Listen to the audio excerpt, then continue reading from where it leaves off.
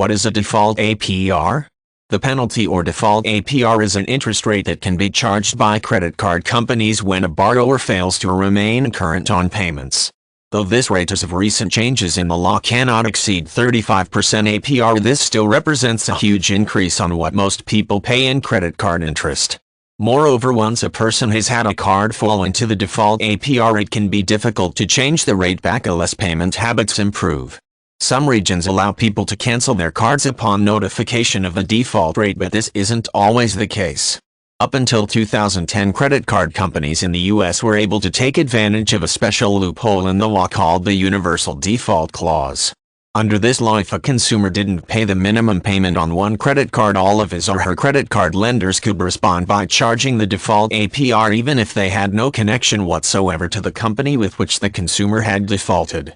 This practice was especially prevalent in the second half of the first decade of the 2000s, and many people found themselves with several credit cards that had extremely high interest amounts. In some cases, it became impossible to not default on most cards because minimum payments climbed with higher interest rates. In most regions, other credit card companies can no longer switch to the default APR unless a person specifically defaults on an arranged loan agreement with the company. For consumer lenders, default is often defined as being 60 days late on a payment, though more stringent definitions existed in the past and may still apply in some regions.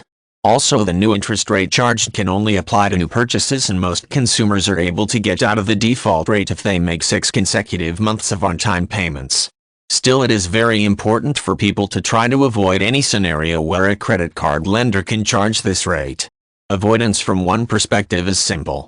People need to pay their minimum credit payment on time, not even a day late, or they risk an increase of interest rate to slightly over 23% plus the prime rate not to exceed 35%.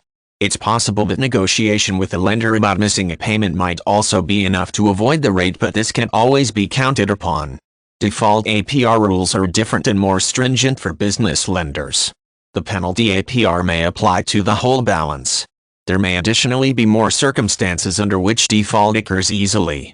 If consumer or business lenders are concerned about missing minimum payments, they should keep balances low so payments are correspondingly low.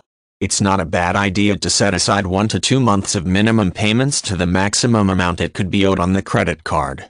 This could help avoid missing a payment in the default APR.